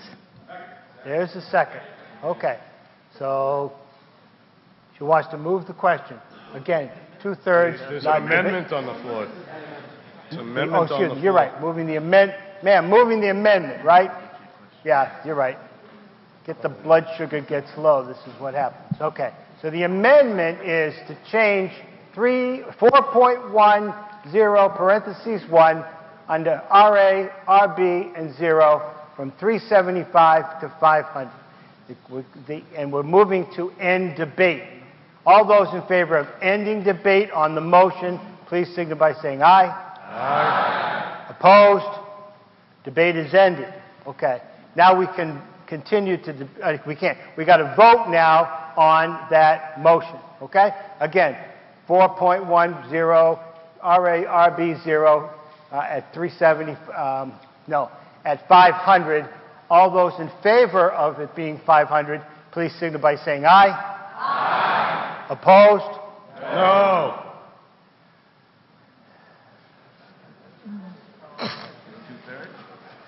Bring down the counters. Because if I call it, somebody's going to dispute it. We might as well get to it. Okay, counters, come on down. On the amendment, 500 versus 375. If you're in favor of 500, raise your cards.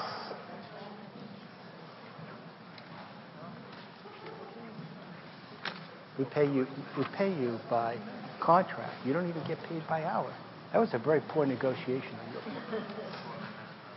Simple amendment. Simple amendment. Thank you. Thank you for reminding me, because I am getting very tired. I want to get done. I really do.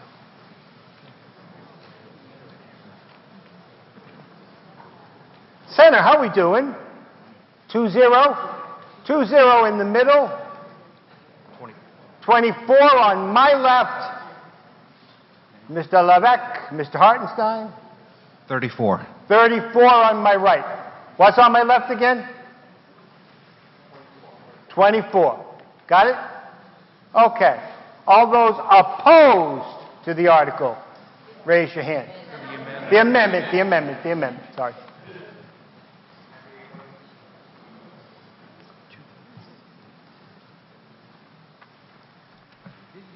Just voting on the amendment. It is a simple majority on the amendment. The article itself is 2/3. 14 on my left. 9. 9 on my right. 14 in the middle. Simple majority. Has the amendment passed, Ms. Herrick? 78 yes, 37 no. So the amendment has passed. So now the article is before you with those 3 columns reading 500 feet. More debate and discussion on the article. Yes, Ken Chenna, 715 Page Street. I'm just calling for a clarification from the chief, because when asked if he supported Article 25, he initially said no. But I think what he was implying was that he supports prohibition, but I think he also supports Article 25, which allows us to have regulation in the event that prohibition fails. Go ahead. That's true. Obviously, without a yes vote on Article 25, then we have no legal authority to regulate it. We need that if the other articles fail. So I do absolutely support Article 25. All right, thank you. You're welcome. Mr. Cole. I'd just like clarification on what would happen next for Articles 26 through 31 in terms of we can approve those now, but when does that election get held, and does it still give us the ability to effectively prohibit? Can it be a special election? Let's start there. There can be an election anytime the Board of Selectmen call for an election. So I don't think anybody has the answer. They haven't met to discuss it.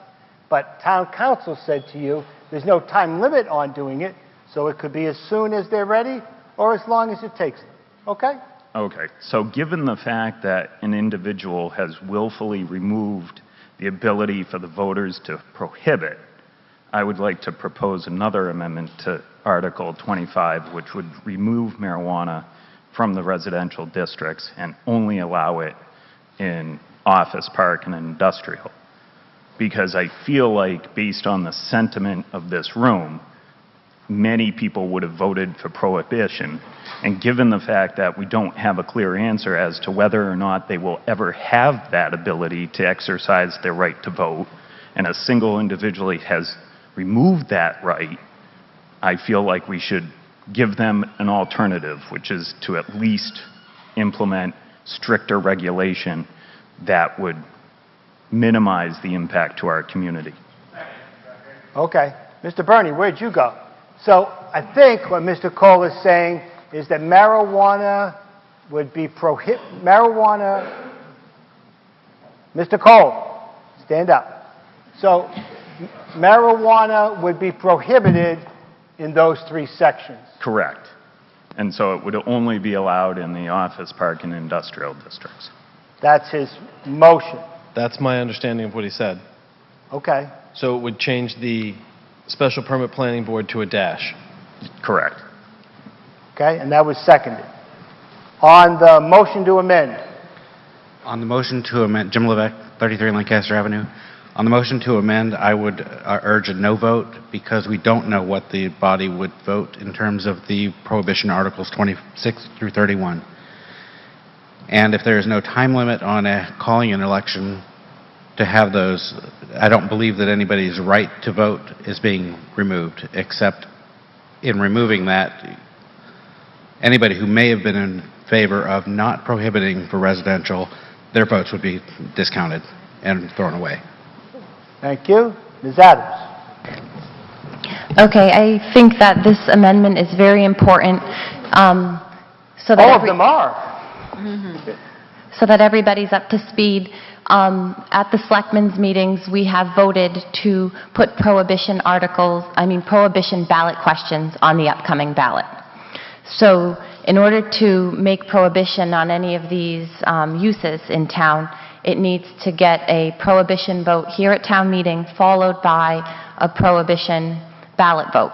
And that was all done so that you'd have the opportunity here to then bring it to the ballot. And so we've learned that the ballots were printed without the questions on them that we have voted to be there for you. So now the opportunity to vote for prohibition lies in the fact that this board would have to vote to hold a special election. And if you follow our history with marijuana prohibition or support, I can't predict it, but there's a chance, just a hypothetical, that we vote 3-1 not to do a special election. So then again, the power lies with us, with the ability to allow a special election. So we get to decide whether or not there's marijuana uses in town. Us 4 here, and if you follow it, you may already get a sense for how that would lie. So we may be able to say, we can bring it to a future election. We already voted to bring it to this election, and we need to figure out why that didn't happen, because we legally voted through meetings to provide you with that opportunity, which no longer is going to exist because the ballot's already been printed and it's too late to make new ones. You've lost your ability to vote for prohibition as it currently legally was set forth to do so. And the planning board has worked an awfully long time to bring the choice to the people, and this was the precise avenue for the choice. Now the choice lies with us, and we have to legally figure out what went wrong with our election, because there's a problem afoot that's being studied. But for now, the special election would lie with a vote from us to decide whether or not we want to give you the opportunity to have a voice. We already went through the process to try to give you one, and we're not sure where that lies. Therefore, this amendment is, or this question and amendments to this question are your only opportunity to be restrictive. So if you support prohibition, like I personally do, then all that's left that we know we have at this moment is to be highly restrictive through our bylaws.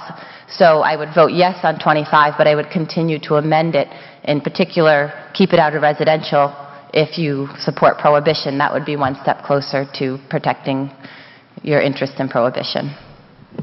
Mr. McQuaid. I'm getting there, folks. Again, I'm totally in favor of Article 25, but I'm absolutely against the amendment.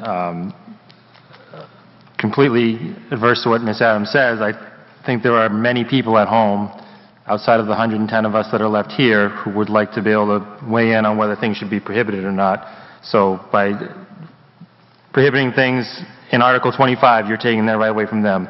I assure you that I'll be, if these prohibition articles pass here, I'll be pushing to have a town meeting vote, a town ballot vote for it, because that was the intent. Somehow it didn't happen, but the intent is for the people to vote on it, so I want to make sure that carries through if that's what the goal is.